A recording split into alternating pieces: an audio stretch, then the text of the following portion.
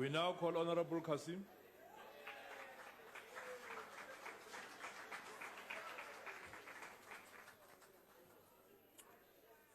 Honorable Minister, before I begin, I thought I should inform you that whilst you've chosen specifically to greet only the SASCO president here today, he was on the radio the whole of last week publicly distancing himself and his organization from you and from the ANC after DASO humiliated them at the University of Fort Hare. Secondly, I find it quite worrying when you say that you will not be held to account by the official opposition and only by Parliamentary Portfolio Committee members, when one by one, each of them come to this podium and thank you whilst you are doing a bad job. So I can't understand, and perhaps now it's clear why you perhaps have convinced yourself that you're doing a good job, but I'm not going to do that, and listen very carefully. Honourable Chairperson, the higher education and training budget put before us does not represent progress. I cannot in good conscience support a budget together with plans which are destined to fail the majority of our people, particularly the poor and vulnerable.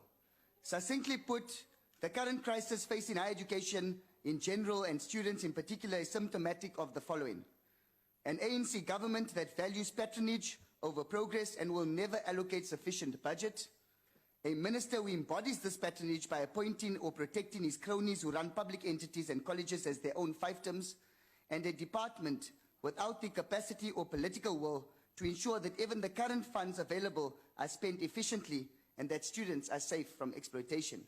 Let me start with NSFAS funding. The NSFAS increase from 2015-2016 to 2017-2018 is less than 1 billion rand, whilst the department's subsidy allocation over the same period only increases by 700 million. This whilst it is common knowledge that much less than half of students who are financially needy can currently be assisted with this budget. Just as worrying is the fact that the administrative capacity of this public entity will halve over the same period, where currently it cannot ensure that funds are dispersed properly. This mirrors the overall lack of capacity in the department to ensure even mediocre service delivery.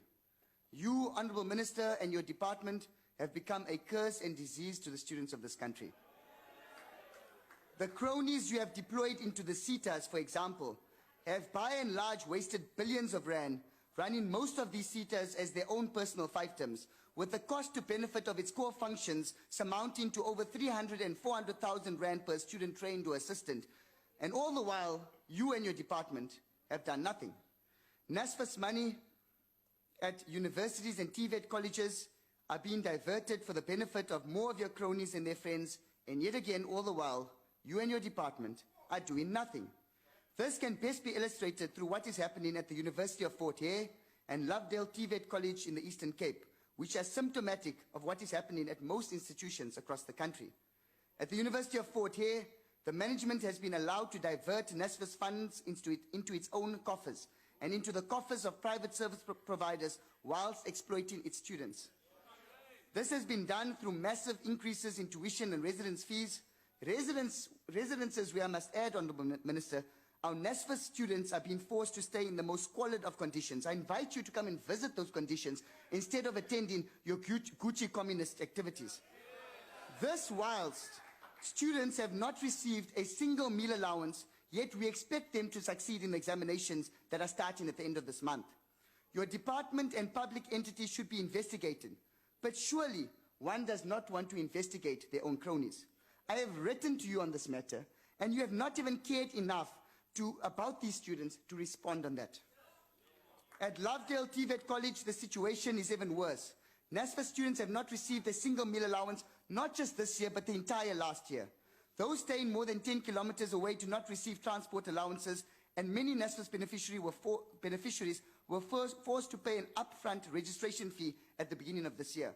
Here again, we have college principals running colleges as their own fiefdoms, wrongfully firing whistleblowers and wasting millions of rands in frivolous court cases. Honourable Minister, you are respondents on these court cases. You know about them. And I've personally seen emails to your Director General, Gwebs Konde, from a whistleblower as far back as 2011. Yet currently, the status quo remains. During last year's budget debate, Honourable Minister, I challenged you to commit that no student should be prevented from furthering their education or skills training both postgraduate and undergraduate, just because they cannot afford to do so. Typically, you do not respond to this challenge. The past weekend, the Democratic Alliance adopted this as a resolution at its Congress. It has become clear that the ANC and yourself will never implement fee-free higher education for poor qualifying matriculants, and the DA is the only party that presents a credible alternative on this issue. On that note, South Africans are becoming aware that the only way to achieve this is to do what the University of Fort Hare students did, to vote out the ANC and to vote in the Democratic Alliance. Thank you. Thank you very much.